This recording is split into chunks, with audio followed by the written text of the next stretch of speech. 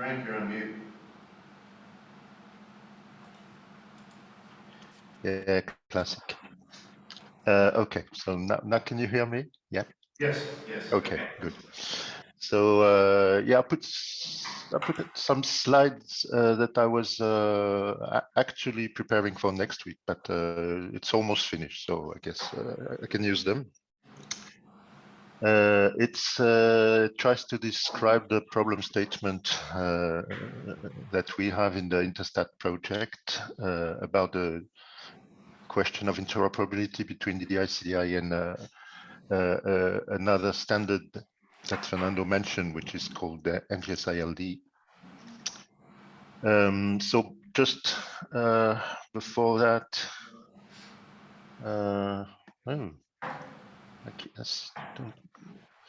okay. So the Interstat project, this is a big chunk of texts, but you probably can read it on the last screen. So the overall objective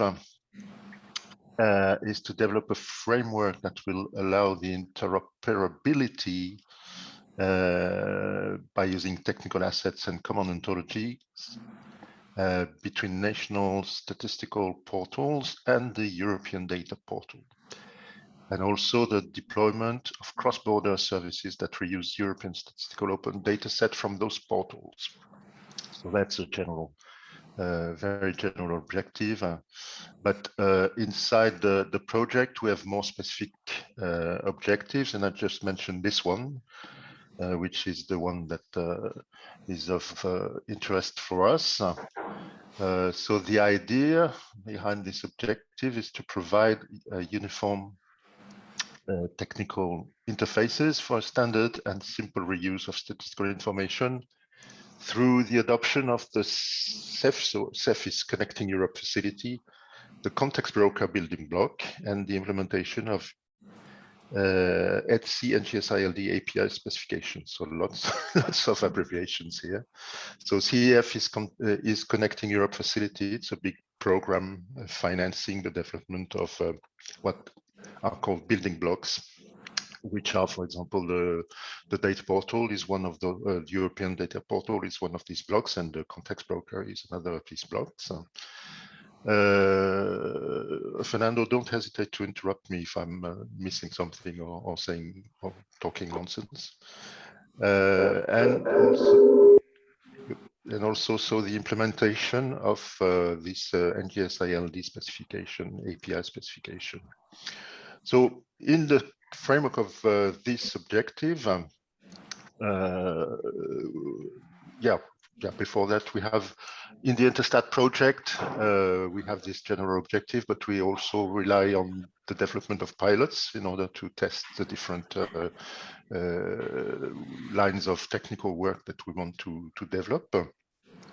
So the pilots there are 3 pilots actually, and they describe real use cases for different kinds of data that can support cross-border services in the framework of the Interstat project. So one of these pilots that we call support for environment policies, or STP,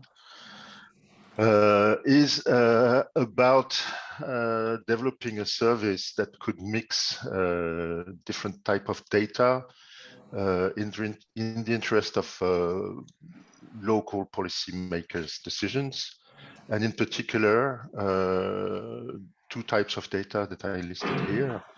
So sensor data, which are about air pollution, and statistical data from the census, basically, to start with, at least. So the idea is to integrate those different types of data, so have a description of local demographics and couple it with sensor data concerning the pollution of the local environment. We have built a GitHub website, so you can. I have uploaded. No, I don't have uploaded. I tried to upload the presentation on the drive, but Arfan, you probably have it So if you can do that for me, so that you can click on the link which is on the slide and go to the GitHub page that is supporting the work that we are doing with Fernando and Arfan.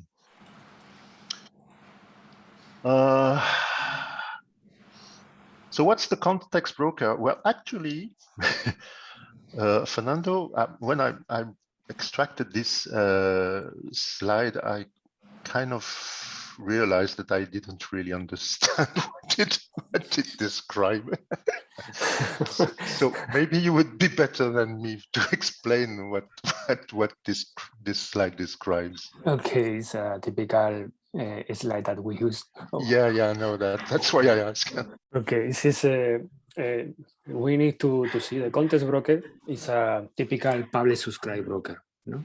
So we have the possibility to let's say to send the different notification from different context provider. In that case, could be bus station or bus equipment, citizens through the different mobiles or any other kind of context provider, shops, or even any other kind of service. For example, that we are talking about the census. Census can be a context information provider in that case, or any other kind of sensor. So in that way, the context broker is just a dispatcher of this information. So any service that afterwards needs to access to the data, the only action that they have to do is to subscribe to the context broker to the specific entity's data to receive this information.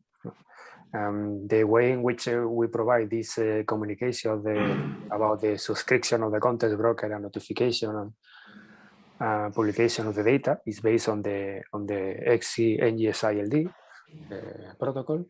In the slides you see NGSI version 2 because this is the previous one before moving to the ETSI standard. Okay, thank you very much. And by the way, for people in the audience, don't hesitate to ask questions or clarifications if we are not sufficiently detailed. Yes, please. So, as Fernando said, this the base for this context broker building block is a standard which is called NGSI-LD, which is standardized by the ETSI, the European technical standard, something. I don't know really. Technical Standard Institute. Institute, okay. So the NGST, so it's the standard is available, of course, from the ETSI website. But basically, it contains different things. I listed two of the main components here. The first one is an information model. So there is a uniform information model for the dissemination of information through the context broker, of course. And the standard describes this information model. I have a slide just after that to give the general structure of the model. And also, Fernando said that there is an API specification, which is also an important thing. The API specification describes operation regarding, for example, the consumption and the provision of data, but also things like managing the subscriptions, managing notifications, administrative things, etc., etc. So it's a very comprehensive API specification. The standards also describes the serialization in JSON-LD of the information and an HTTP binding between the API specification and HTTP. So that's a REST interface, basically, the REST API. If we look at the model itself, it's kind of onion model. There is a core, which is the core meta model. So I must say that first that it's the model itself is expressed as RDF. That's the LD LD thing in NGSI-LD using data. But actually, the core meta model is a bit more than RDF.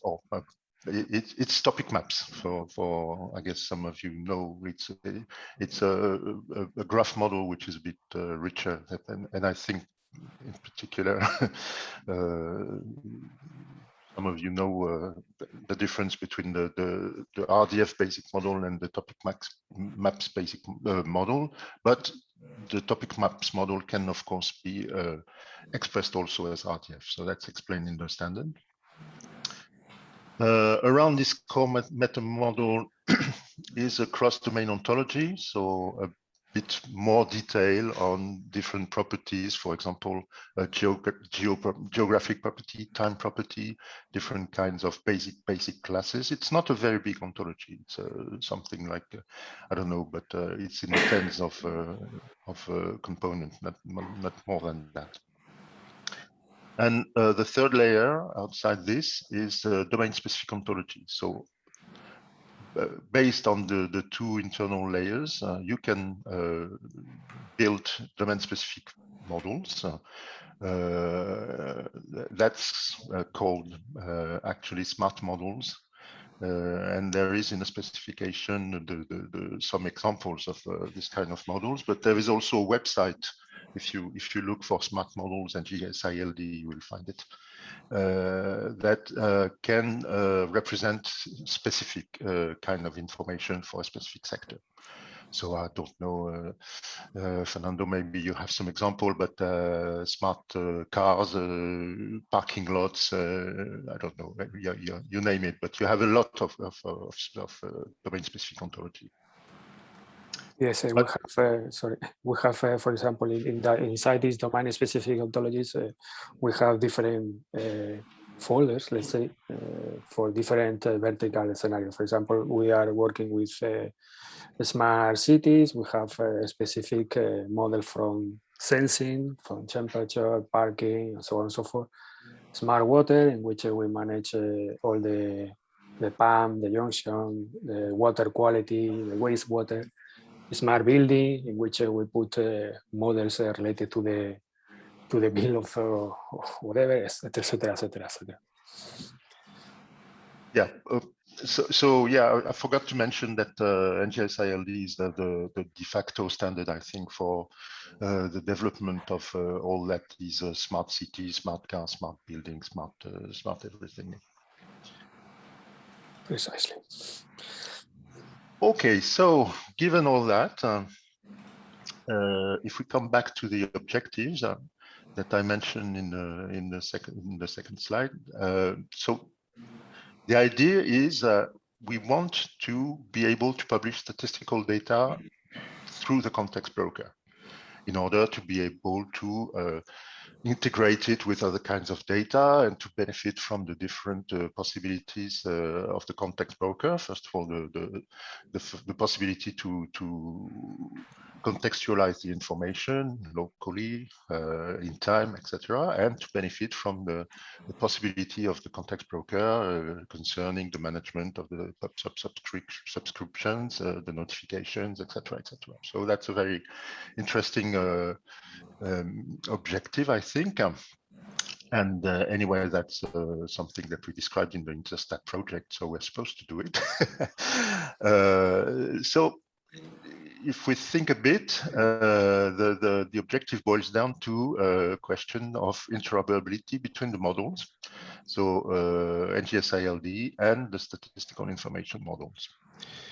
And so we decided with Fernando and Arfan and another person who is named Alberto, who is not there, but he's working also on the subject, to set up a small task team, I would say, to explore the subject. And in order to explore the subject, we also have chosen a concrete use case, a concrete example, which is the supporting environment policy use case, the pilot, the interstate pilot. So, the rest of the presentation, it's not really finished, but it's a kind of little graphics, little figures that I made basically for myself because I'm very I like graphics, figures. So the problem statement, if I draw it on the screen like that, it's rather simple. So we have statistical data and we want to push them through the context broker in order to be disseminated through the means of the context broker. As we know, as statisticians, data itself doesn't mean anything. You have to add also metadata in order to understand the data. That's not new, but for some people it needs to be explained. And there are different kinds of metadata. So we have structural metadata. So in the case of, for example, dimensional data, that means what are the concepts behind the dimensions, which are the measures, which are the different attributes, etc. But we have also metadata on description of data sets, on quality, on, well, you name it. So there's probably an infinite number of kinds of metadata. But if we limit ourselves just to structural metadata, the problem statements becomes, so we want to do this to disseminate through the context broker the data and the metadata associated to the structure of the data.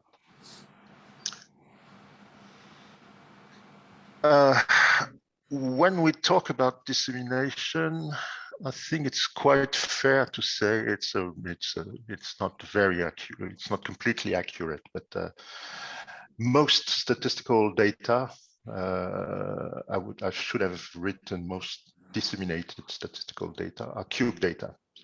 So cube data are data that obey to the SDMX information model, which has its equivalent in RDF as the data cube specification, the W3C specification. And so in terms of model, if we go from the data themselves to the model of representing the data, the problem statements becomes what can we say about the possibility to transform data which is conformant to the SDMX information model into NGSI-LD. And when I say NGSI-LD, you have to think of about the 3 layers. So I have not detailed the 3 layers here, but it's probably one of the objectives of our task team to see at which level in the onion the arrow arrives. So is SDMX information model only to be represented as a specific domain ontology, or do we have some construct in the SDMX information model that goes deeper than that into the cross-domain ontology, or even into the core meta model? So that's a problem. So you see this little arc on the left, it's always the metadata structure, but when you talk about SDMX, actually the information model covers both the data and the structural metadata. But so that was the core of the problem, and actually that's what we have been working on until now. We have been taking the example of the census data, which is used in the SCP pilot, which is the population by age, by sex, by localization. So the local administrative unit in the sense of the Europe, and seen how we could translate that into NGSI-LD. But if we zoom out a bit, as I said, we have also to take into account different kinds of metadata, which are or are not, basically are not represented in the SDMX information model. So if we talk about descriptive metadata, for example, we can think of standards like DCAT, which, as far as I know, is not easily represented as as the SDMX information model. Well, of course, SDMX people would say otherwise and say that the meta model of SDMX can represent anything, but it's not true. Well, it's true, but it's not useful. Careful, Frank. And if we zoom out again, we can see that actually the SDMX information model is just a little part of the different types of information. And even when we talk about dissemination of statistical information, I said most of the statistical data that we disseminate is data cubes, and that's probably true, but it's not all. We also have data sets which are informations on, for example, the different types of facilities that you can find in a given locality. Where are the sports equipments? Where are the education buildings, etc., etc. So that's not at all dimensional data. That's more like individual data, and so it's not easily representable by the SDMX information model. So if you want to take the whole problem, that's the one that I represented here. So we have to see if it's possible to represent different kind of data in NGSI-LD with the different kinds of metadata. And if we keep at the model level, I think the good approach is to study how NGSI-LD can interoperate with Ddi Cdi, because Ddi Cdi can represent different types of structure of data. It can represent, of course, the dimensional data, the cube data, but it can also represent sensor data. It can represent what is called, well, you probably know more than me what what Ddi Cdi is, but there is this large data, long data, etc., etc. And we could add to that, but I think that's also a discussion that you have, graph data. I think that's all I wanted to say. I hope it's clear. No, that was very, very good, Frank. Thank you. One point of clarification, and I'm not sure, my impression is that within the realm of the NGSI-LD, Interstat is focused primarily on statistical data, but NGSI-LD covers a much broader range of sort of open information, as it were, right? In some of these domains, you have a lot of non-statistical data. Is that correct? Correct. Yes. Go ahead, Fernando. You probably know more. No. Absolutely, yes. This is the answer. Okay. I mean, I'm not sure that we're going to focus on that part of it, but it's important to understand that part of what's going on here is potentially the combination of statistics with other streams of information, right? Being delivered to the different channels through the context broker, right? Precisely. We've broken out the topics this week into a number of different areas, and I think that the people in this room have been working in each of them. One of them is very much looking at how we describe data types within Ddi Cdi, and trying to provide guidance for people who are doing the kind of activity that we're doing in Interstat, actually, which is, when you're analyzing data and trying to figure out how it maps to existing resources and so on, how do you go about doing that with the DDI CDI model? So that's sort of one interest. We have people looking a lot at the syntax binding of the model, and I think NGSI-LD as an expression of something that I think just the mapping itself is of interest here. The third thing that we're working on that might be relevant here is what we're calling implementation guides, which is a sort of soup to nuts cookbook, if you will, for how you take the DDI CDI model and identify the parts of it that are relevant for what you're doing. Now, I mean, I know that we've been looking primarily at the multidimensional data description because that's what corresponds to SDMX, and that's where we're starting with the prototype, right? It may be interesting for people here to actually look a little bit at that and to even look at the NGSI-LD meta model and sort of how that relates. Pierre-Antoine, are you familiar at all with NGSI-LD a little bit? Yes, yes. Okay. So, Frank, do you know Pierre-Antoine? Frank? Still muted. Well, he works every time. It's fun. I have the attention span of the owl, actually. So you were a bit choppy, Arfan. Can you repeat your last sentence? Oh, do you know Pierre-Antoine Champion?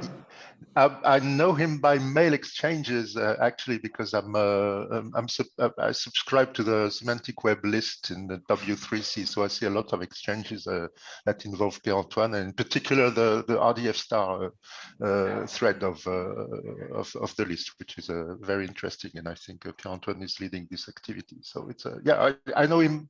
I haven't met him, I guess, but I know him. Well, you've met now. So he gave a very good presentation on the first day, covering JSON-LD and we've been looking a bit at that, including some of he mentioned the star work, but it might be interesting for you to talk he's been involved with the syntax representation and some of the modeling stuff. That might be an interesting thing for us to look at, actually. It might be more interesting, not for you guys who know NGSI-LD, but for the rest of us who don't, actually.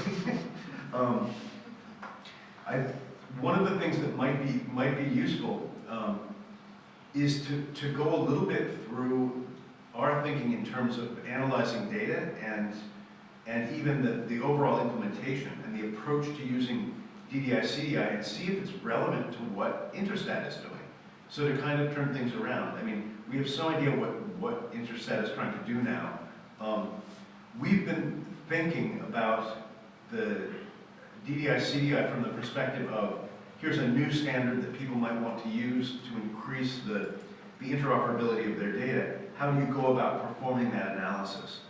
And we're trying to draft a sort of step-by-step guide to that. It might be interesting to get your guys' impression of that insofar as it exists now.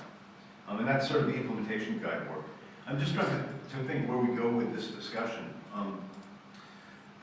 But before we particularly go down any of those paths, around the room or the virtual room, I guess, do people have questions about what Frank just presented? We put him on the spot a little bit this morning. He was not really ready to ask to give a use case until next week, but he did. So, do people get the idea behind this project? Because it's not really in the research sphere, it's much more in the open data sort of government sphere. But it's using a lot of the same models, a lot of the same technologies. And I think when you get to things like smart cities and local data, there's actually a pretty strong overlap. It's where lower level research that's closer to science is relevant to policy pretty directly. You didn't mention, Frank, SOSA SSN, and that feeds into this picture a little bit through the air quality data, right? Yep. Yeah, that's also a thing that we are looking at is because, as I said, the SEP use case is mixing data on air quality and census data. So if you want me to say a little more about the data, just ask me. But basically, it's the air quality data is sensor data. Comes from sensor data, and it gives the details on the location of the sampling point, and then the different types of pollutant and the concentration of the pollutant in the air. So it's not, but it's something that is really, I think, in line with the model which is actually published by W3C also, which is the SSN ontology, right. So semantic sensor network ontology.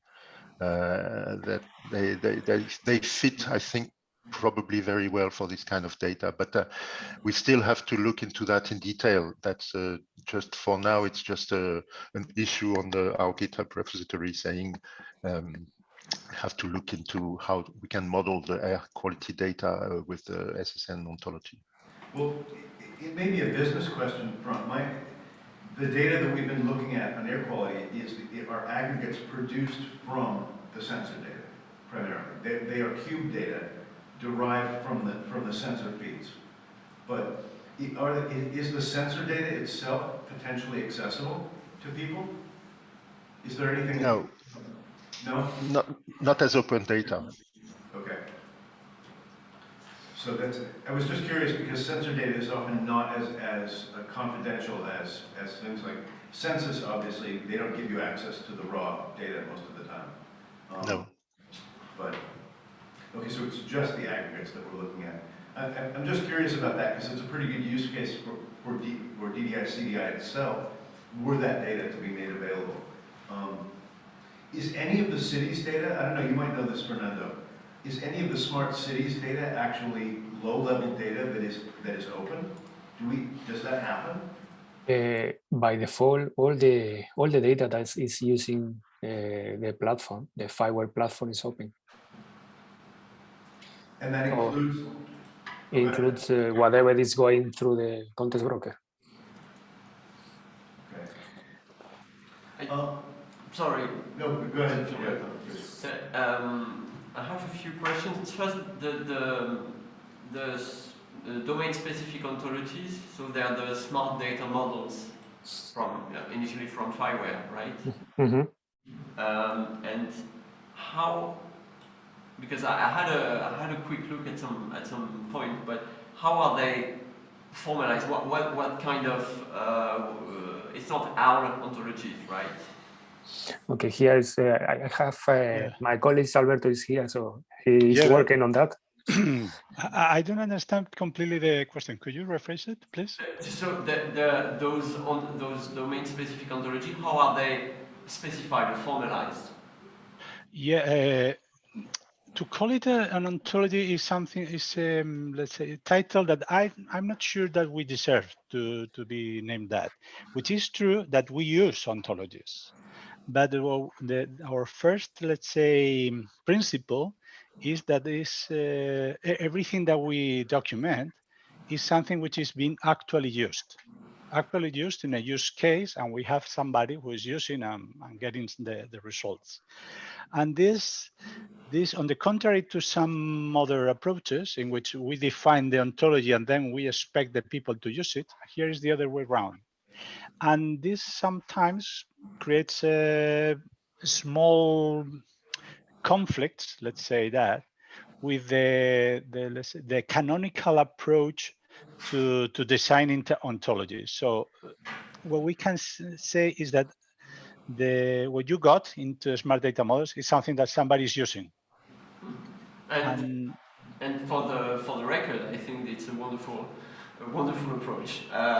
This bottom-up way, and that's what got me interested in the smart data models in the first place. But so it was just to clarify, so So those are quote-unquote ontologies, not per the canonical definition of ontologies, right? Yeah, but let me, because I don't want to give you the wrong idea. We are not here for inventing anything, and therefore what we do is just to, whenever it's possible, to go to existing and adopted and open ontologies. Okay. So if we can adopt an ontology and this ontology is used, it's nice for us. So because we only create something new when there is no other option.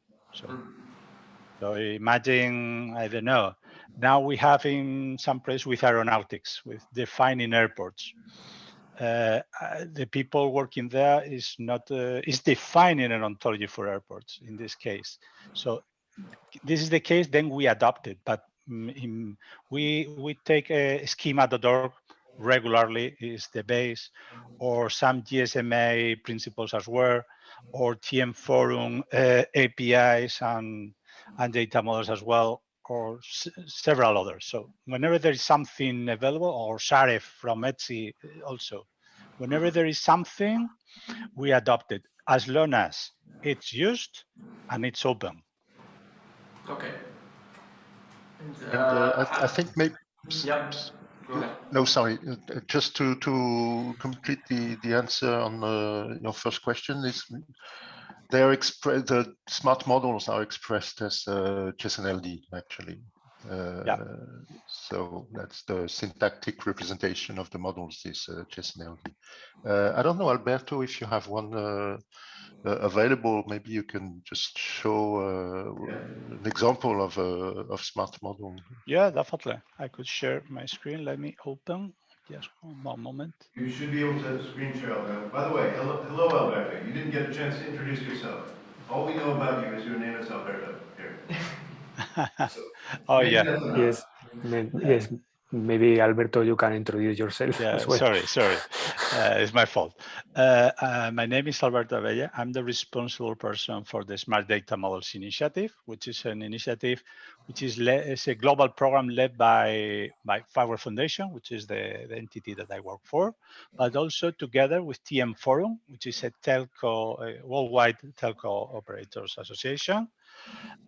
Together also with IUDX. IUDX is the Indian Urban Data Exchange Initiative, which is a part of the Indian government for the regulation of the data interchange between smart cities in India. I can tell you that the size of this initiative is like the size of India, is huge. And Open and Agile Smart Cities, which is an association of cities, 150 cities across the world. So these are the members. And the initiative is an initiative for the documentation of data models compatible with NGSI standard, but beyond, because we make some exports to some other formats.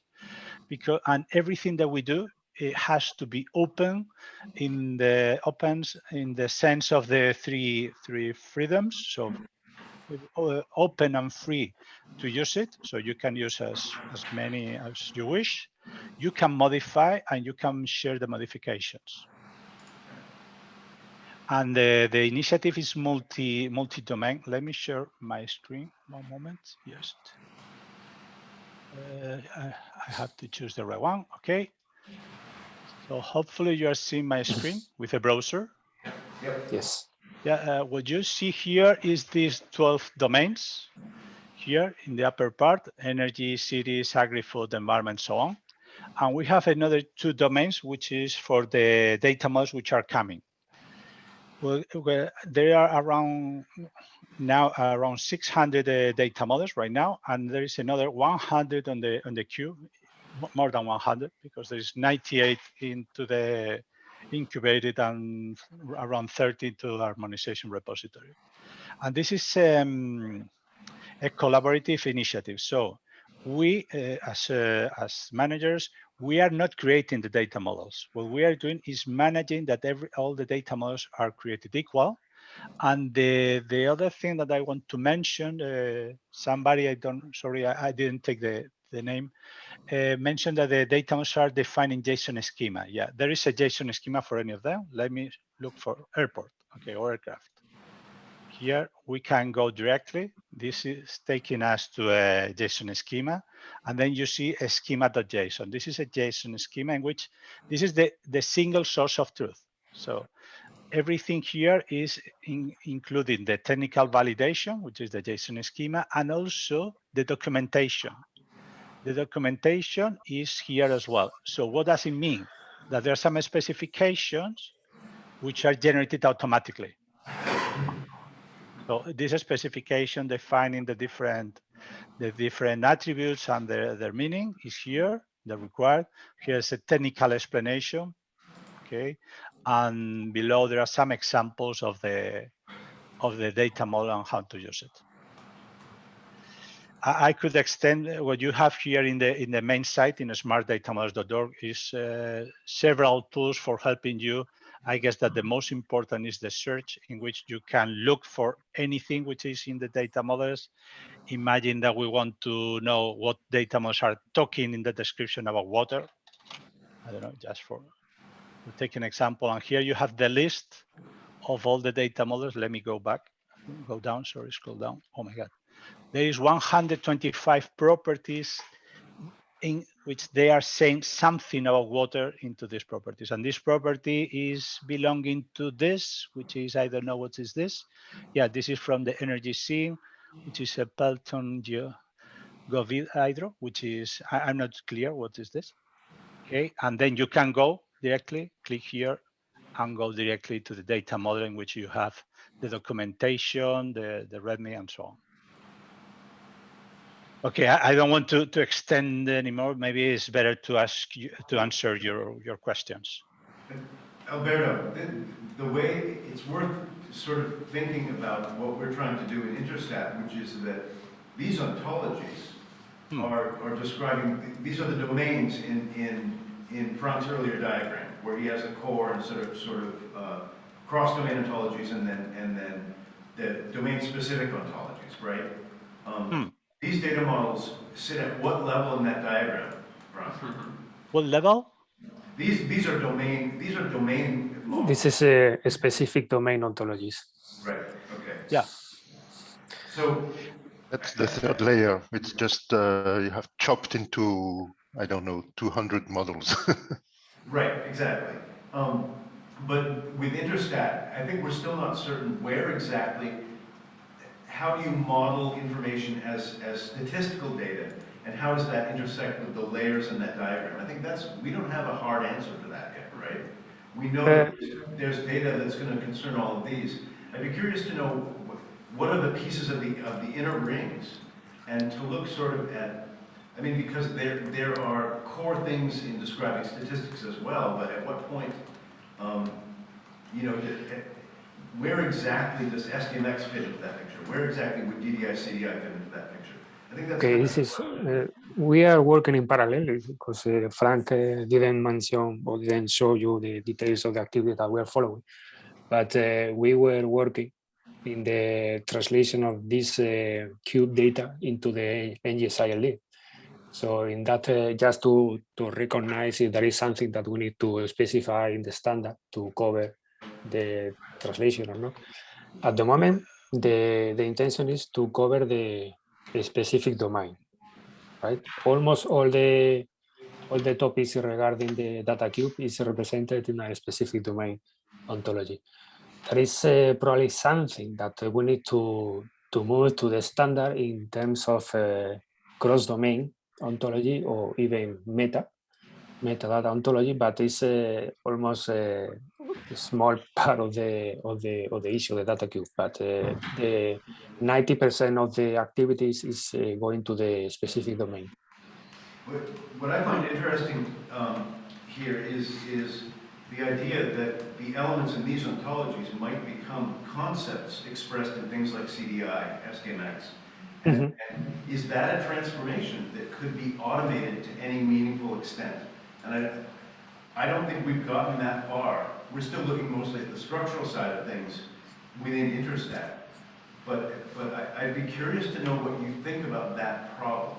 Because you know, statisticians don't know much about airports, but they can understand ontologies and they can understand the use of concepts in terms Yeah, of data. yeah, I understand what That you makes mean. sense, Fernando. Yeah, this is, I understand what you mean. But this is something that probably if we take a look on a specific schema of one of the smart data models, you understand the way of working. We are not defining the ontology, we are using the ontology. So probably in terms of this specific case in which we wanted to translate the concept of the DDI CDI, there is an ontology over there, I don't know where, but over there is an ontology in which it's explained the different concepts. What we are doing is just in the schema definition of the smart data models, we are making reference to that ontology when we wanted to specify the different properties that we wanted to use. Would it be worthwhile looking at an example and sort of following that through? Like to start here with these ontologies, because we've got the JSON, we know what's there. And Yeah. looking at how that might map through to a DDI CDI expression or a data cube expression, SKNX expression? I cannot tell you regarding DDI because it's the work is starting, but with the schema.org. Use schema.org as an example of how that might work. That would probably be a good, I think most people are familiar with schema.org. Yeah, schema.org is basically in the root of most of the data models. Let me show you an example. When you see here in the schema, okay, there is a reference, what we call it location commons. This location commons is basically just a copy or just a part of the schema.org. Is part of the schema.org and another part of the GeoJSON. So if we go here, sorry, because maybe it's not big enough. Here we'll have definitions. Let's go to location commons. We have a location, which is a GeoJSON point with the 6 properties, and we have an address, and this address, these are the properties of the address of a schema.org. Okay. Yes, you see in the description, this is a reference model, Exactly. schema.org address. Address, schema.org, street address, address locality, address region, address country, postal code, post office. In this case, is schema text. Now, is the overlap with schema.org something that is provided to you by the domain experts, or is that something that you've implemented to recognize what is in use in the community within the domain? No, we recognize what is in use. It has to be just is this. There has to be an use case, and this use case, imagine that somebody is willing to define a new address. Yeah. In those cases, we say, oh no, we already have an address. Please use this because it's worldwide accepted. We don't want to invent anything which is widely accepted unless there is a very good reason. So in that sense, we are not strict in the sense, oh, for whatever reason, I need an address with something else. This was the case. What we do is just to extend the data models, as long as it's not creating a conflict. If we are creating a conflict, then we manage.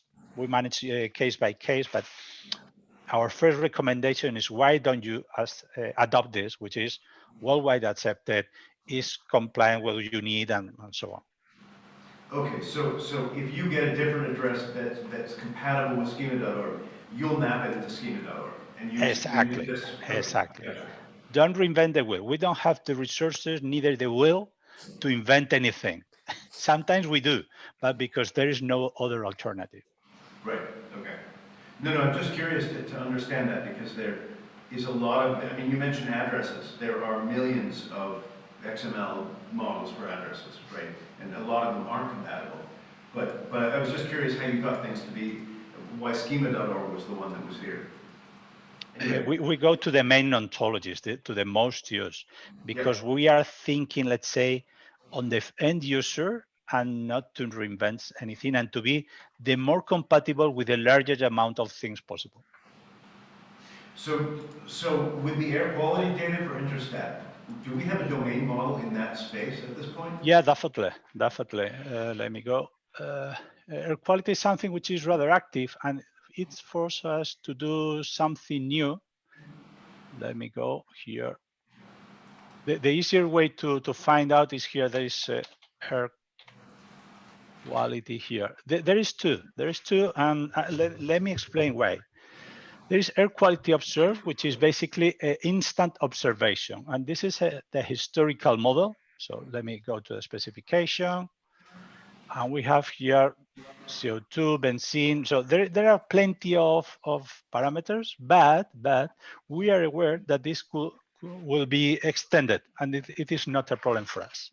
This is one of the cases. But then we realized that there were another need for air quality, because in sometimes the sensors that you use is not providing just the instant sample, but an historical or the minimum, the maximum, and these kind of things. And then that's why we have to create not an alternative, but another option, which is, let me go back to the, maybe. Was the monitoring, air quality monitoring. Exactly. In which, what's the difference? The difference is subtle, but it's very important for the use case, which is these sensors are providing us not only with the instant value, but also with the maximum, with the minimum, and with the average. So what we have created is just an object compiling these properties. Let me go here. Here, this TSA is time series aggregation. And we have a specific model here, which is the time series aggregation, which is currently compiling only because we expect this to grow, just this minimum, maximum, average, and instant value, because this is what the sensors is providing to you. And if we don't have this kind of model, then we should force the users to take the instant values to find out what is the maximum, the minimum, and the average, when it makes no sense because the sensor is providing that to you. And I'm not an expert on air quality, but supposedly this is what is the trend right now, that the sensors are providing you with, let's say, more rich information about what's going on, not just the sample of the instant value. So what is the, okay, we have this ontology that describes the data coming off the monitors. And it's a number of time series for different measurements. So nitrogen oxide, oxygen, all the different components in air, arsenic, right? And we're seeing that in this ontology. What happens to, where's the data coming into this picture in terms of this ontology? Who's actually using this to report what to? Oh, I like you to make that question. In every, not in every, because we adopted this at the beginning of this year, there is a use case. What is here is what the organization is willing to share, because sometimes the users are saying, I don't want to disclose that much information. Right. Okay, and this case, all these fields are voluntary, so they fill what they got. And additionally, in every data model, in every subject, which is a group of data models, you have a contributors.yaml, which is the people who has been contributing to all these data models. It is also, again, they put here what they are willing to. So some of them are putting their mail, some others don't, some others are putting their organization, some others don't, because it's on voluntary basis. And the only thing that we force them is just to fill the contribution agreement, which is here, which is a form in which you, as an intellectual owner of the contribution, give us the right to release this with an open license. And this is mandatory. So you have to put your name, your email, Okay. have user, and if you are signing as an individual or on behalf of the organization. And then when you are accepting this, it's a contract allowing us to release the model with an open license. So you take people from any related organization to contribute to this, and that's it's like a folksonomy, basically. Any organization in a controlled way. Yeah, any organization. I would say yes. I would say yes, but we qualify things. So if you are a student in a faculty in the first course that you have done something, it's quite likely that you don't get accepted. But if you are actually using the data models, you are doing something which is reasonable, and what you are doing is kind of a general interest. Let me give you an example. We accept it. Sometimes in the agri-food domain, somebody was explaining to us that they have a farm, and this farm has 3 buildings, and they put building 1, building 2, and building 3. And we say to these people, oh, okay, what happens if your farm has 4 buildings? I don't know. And then we say, why don't, instead of having just 1, 2, 3, you put an array of buildings, and whoever is willing to use this data model can allocate the amount of buildings. So we do this kind of generalization for making the data models the more usable. And the other thing that we do is to restrict the amount of attributes which are mandatory. We reduce to the very minimum, because maybe for the use case, this attribute should be mandatory, but in other use case, it's not that way. And so we really restrict, and unless you clearly justify why this data model is not going to work without this attribute, we say, don't put it mandatory. Okay, so let me ask you a different question, and this not just necessarily for you, Alberto, but for anybody, Fernando. We have these smart data models, we have these ontologies. Where is the data coming from? Who are the users of this stuff that would end up in an interstat scenario? Like who are the actual players from the domain side? Is that always going through a government agency of some kind, or a statistical agency of some kind? What is the flow of the data? Do you understand the question? Yeah. Yes, this is going to the what's meaning the CEF program from the European Union. Okay. I wanted to introduce, or at least to extend the presentation from Frank in order to explain what is the purpose of the European Commission in terms of the CEF program. No?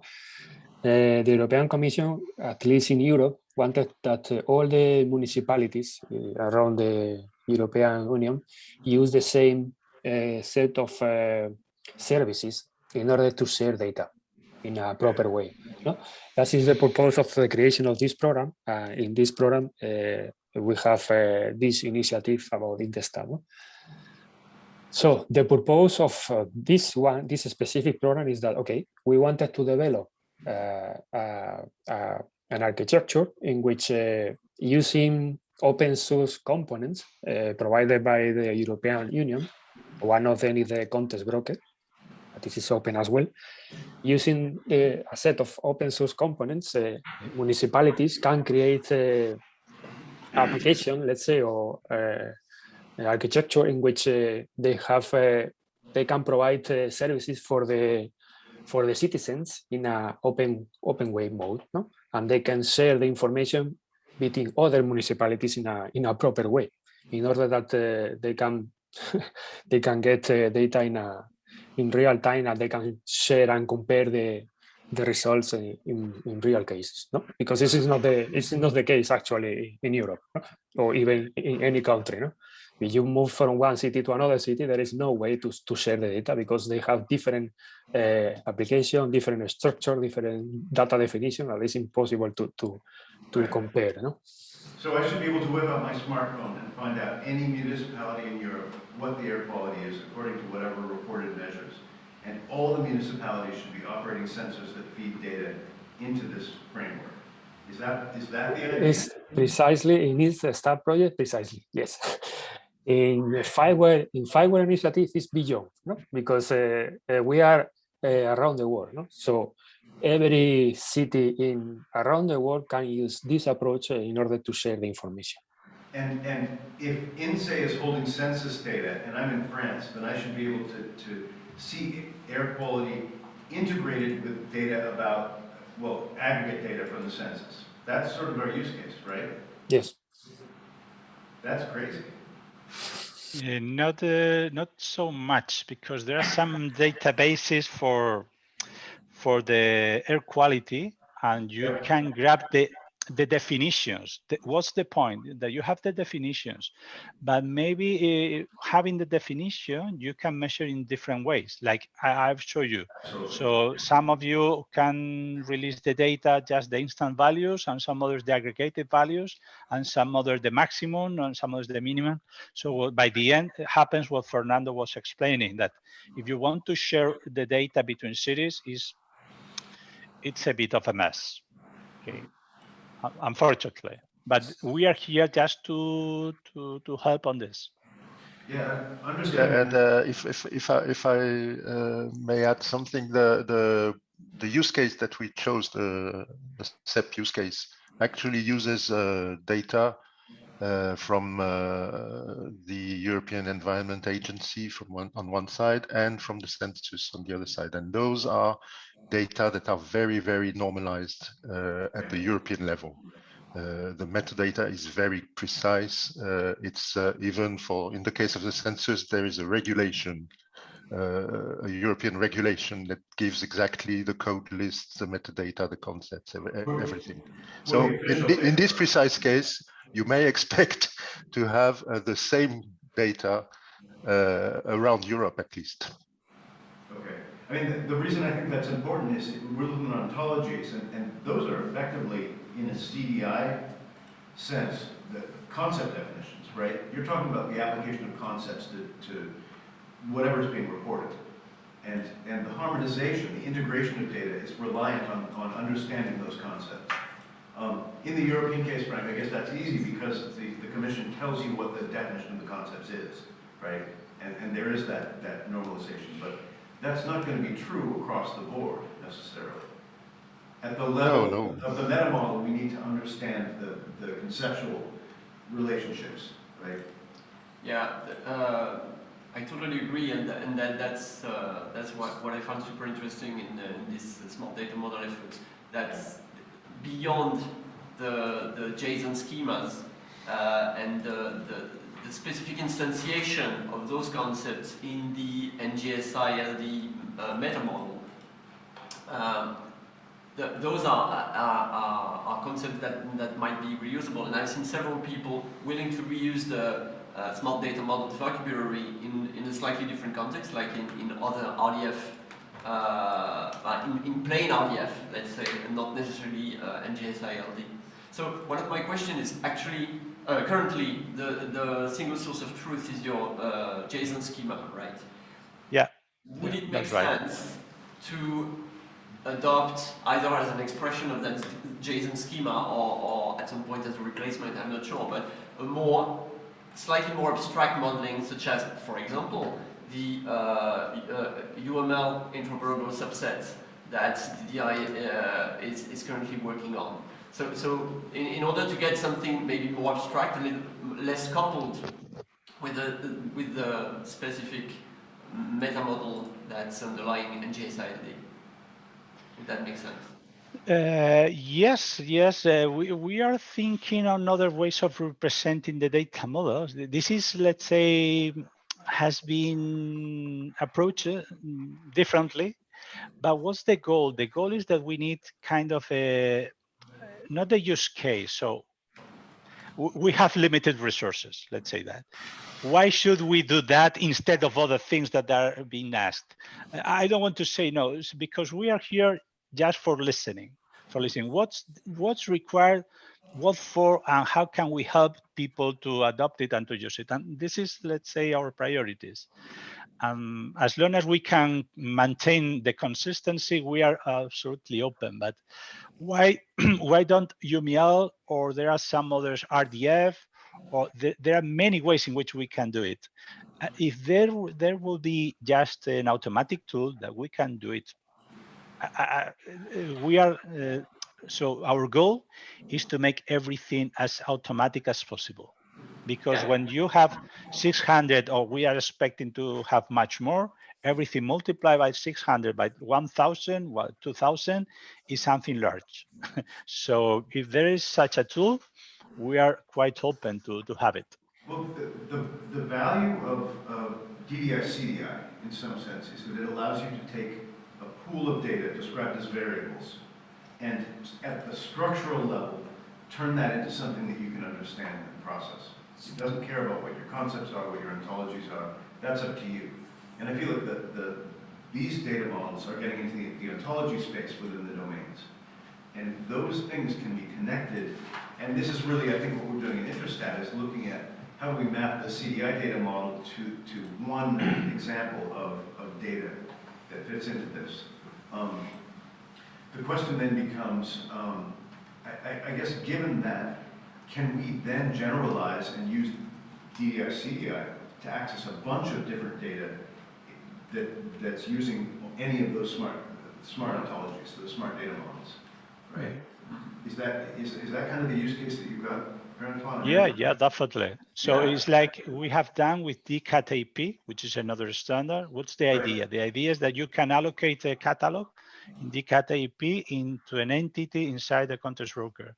And that's why we created these data models. Or the same with frictionless data, which is a kind standard or just a format for sharing information about sustainable development goals. So what we want to do, just to make possible that you use an NGSI-LD component to use this data and how to use it. Because if you don't specify to the very detail, you can grab this data in very different formats. And by the end, you become incompatible even if you are taking the same data. Because there are several ways in which you can take a CSV, imagine, CSV file, which can be the source, and put that transform, of course, into a broker. And our idea is to make it that you don't have, let's say, doubts. So this is the way of doing, and it's working because we have a use case in which it's working. Right. So we've been thinking about the mapping between DDI CDI and NGSI-LD as a supply side thing. So we take SDMX, describe that in DDI CDI, that becomes expressed in the form that the broker understands. It then becomes available. I'm actually turning this on its head, Alberto. I want to be able to consume this stuff and turn it back into DDI CDI to integrate with other data that I've got inside my organization. It's not open, right? I think it's the same mapping in both directions, isn't it? But it hinges on understanding the concepts that are being used in the NGSI-LD, so in the smart models. Mm-hmm. May I propose a slightly different and controversial approach? NGSI-LD, as Frank described, is based on its own meta model, which I was surprised to hear about topic maps. It's been a long time. Really? The way I've seen it presented was more property graph, but maybe it's just a rebranding. Yeah, it's the same. It's the same idea. It's okay. Property graphs, but. Okay, so it has its own meta model, but it is still RDF, and so there are actually two perspectives on NGSI-LD data through the topic map lens or through the RDF lens. We are currently working on a JSON-LD and RDF, a JSON-LD expression of DDI CDI, which would be based simply on the RDF meta model. So couldn't that be enough for having interoperability between NGSI-LD and DDI CDI? Does it have to go through the topic map meta model? I'm asking because I'm under the impression that this meta model was initially designed more for IoT sensor data use cases, and maybe the problem that you presented in building some interoperability between the two is due to this impedance mismatch somehow, and maybe plain RDF that is less committing as a meta model would be enough would ensure enough interoperability between NGSI-LD sensor data on the one hand and DDI CDI statistical data on the other hand. Sorry, Alberto. I wanted to mention that maybe it would be useful at some point, maybe after the break, that Fernando presents what he has been doing on the example of the census data, the precise example that I mentioned. in order to go from the DSD to a smart model. And also we can talk about what we can think about for the actual data, because we are still at the data structure level for now. Because to connect with the conversation, at least what I understand from the conversation, for now we have a way to transform a specific DSD into a smart model. But do we do that for every possible DSD, or do we try to get to the more abstract level of the data structure model? So would that be transformable into NGSI-LD, and at what level of the onion? That's basically the questions that I have. I mean, But I think it would be very it could bring some clarification if we can show the work that we did on the specific data that I mentioned. I think that's a very, very good idea, Frank. I mean, ideally, we're operating at the level of meta models, right? The idea that every DSD in the world becomes a separate smart model is a little daunting. Maybe that's the best way to do it. I don't know, but I think that would be a good presentation. I like your suggestion. The data question is a good one, but maybe secondary to that. I don't know. I mean, Pierre-Antoine, I would almost defer to you. Would you be interested? Yeah, it's secondary for now, but at some point, that's the final objective is to disseminate data. Don't worry about the data front. It's not as interesting. Okay. The interesting stuff is the metadata. We know that. We know Crucial, it. boring, and Exactly. But you know that data without metadata means nothing. But metadata without data doesn't mean anything either. Well, it does, but nothing precise. The guy from ABBA, you know, ABBA just reformed. Darren showed us a quote in BBC yesterday where he was describing, they're talking about the music industry losing money because of royalties. And he says, the problem with this whole thing is that it involves solving the most boring problem in the world, metadata. And so, and that was just from yesterday. So we're getting more famous as a boring thing. I'm not sure that's good. Do you have the quote there? No, you can send it around. I'll put the link in the chat. Cool.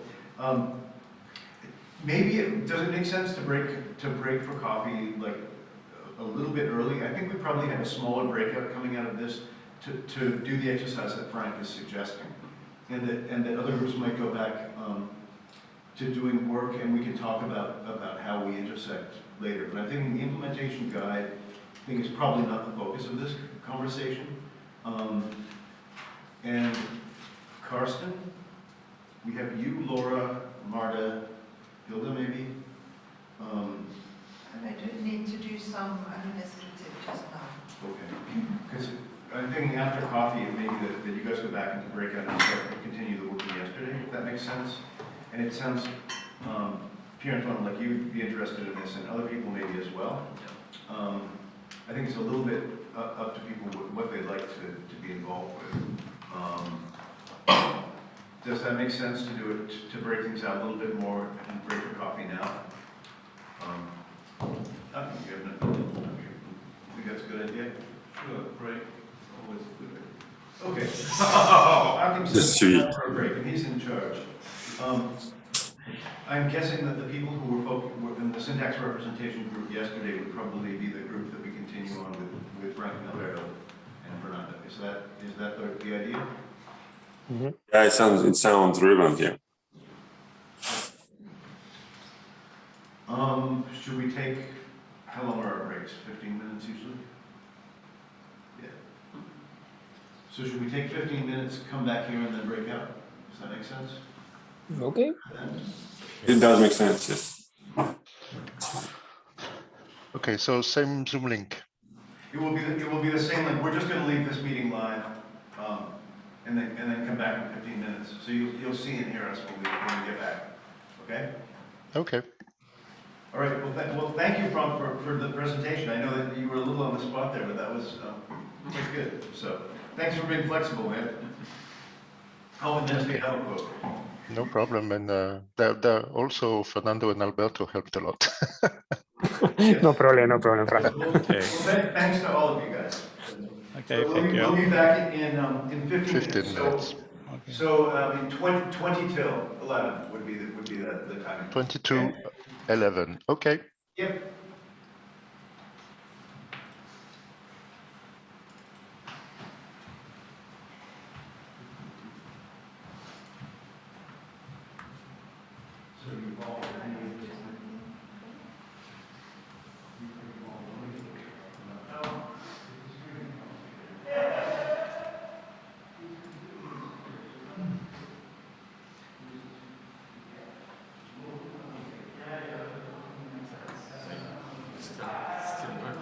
Okay, I just got an email from Wendy.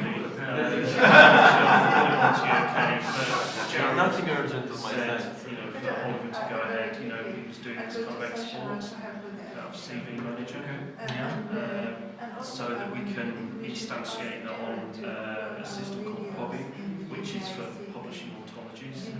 So that this is to solve the resolution problem in the very short term.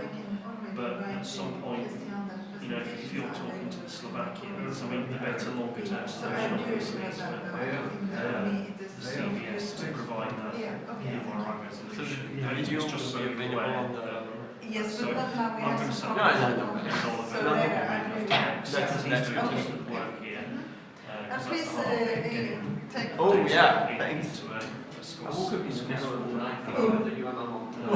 Actually not. This morning while I think shaving, Raymond to kind of get this done really you said by the that end of the year. when the multiplicity of the attributes is greater than what the order is to be kept. Of association.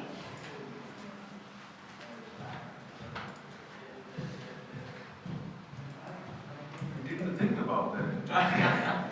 Okay, so there would be no you different got us.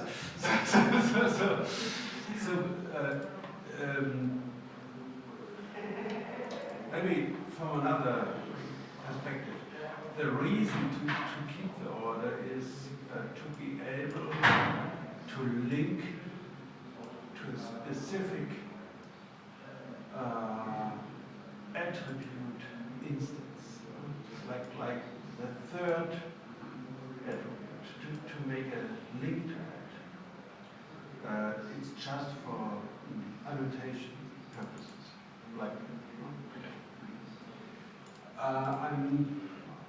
We didn't think about if this would also make sense for associations profiles. But I don't know if UML is able to express that. I have to check. Okay, yeah. The thing is, RDF, because I was thinking about the RDF mapping, RDF is mostly unordered. Yeah. It's possible to add some order in some places, but that adds some additional complexity. And so adding order into virtually anything would make the model quite complicated, not very convenient to use. So all of a sudden I thought, oh my gosh, if we need to do that, that's going to be a mess. And so that's why. So it's not quite simple, but might make sense, yeah.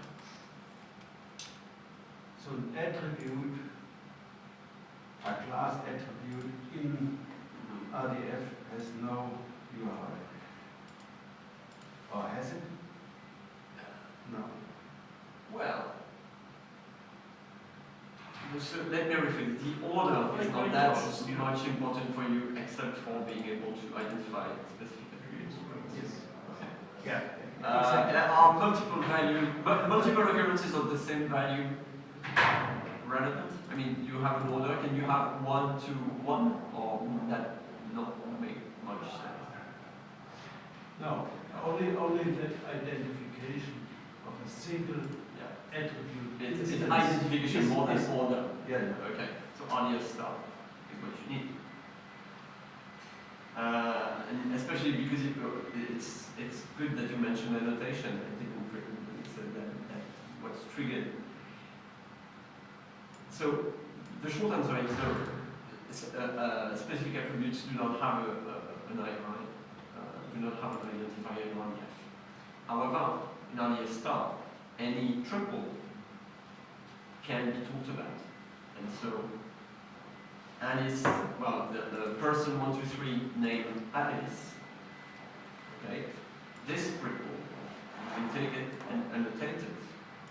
You can insert it, and you can also annotate it, which amounts to draw an edge from that edge and put some annotation there. So, in fact, we could just leave the order out in RDF, which, even for attributes, because for attributes I was not so worried, and then I thought about it a little more. There are a lot of unpleasant ramifications. Nothing that can be solved, but honestly, if we can get rid of the order altogether and rely on RDF star, which I know is not yet standard, but, and count on RDF star to become standard and rely on that for annotating attribute values or associations. That would make the RDF much easier, and I think that's a wonderful use case for RDF star, by the way, because here, in that case, the opponents to RDF star have always the argument, you can still do it in plain RDF. Okay, it adds some complexity, and here is a very good example of the complexity that it saves. It makes very much sense to me. Could you write a short paragraph in the notes about that? Yeah. And for me, it's now questionable. Maybe we didn't think enough about it. It's questionable to have this in the model. The order thing. Yeah. Because it's a constraint basically which is triggered by the idea of this identification. To identify something for annotation purposes. Okay. And there are many ways to in a representation to do that. And order, without the order is just, I think we were thinking on program languages. Then you have array and then, but this is just, okay. Yeah, again, this is, I think, I'm just writing to Flavio that this discussion with you and in the group is not just helpful to get the RDF impression, but to check issues, possible issues in the model to make it more robust. Basically. I'm glad to be able to, and there's also very interesting to me. I started also thinking about the JSON-LD side and the context. Did some experiment, and I have a bug to report to Greg on his implementation. Okay, get some coffee.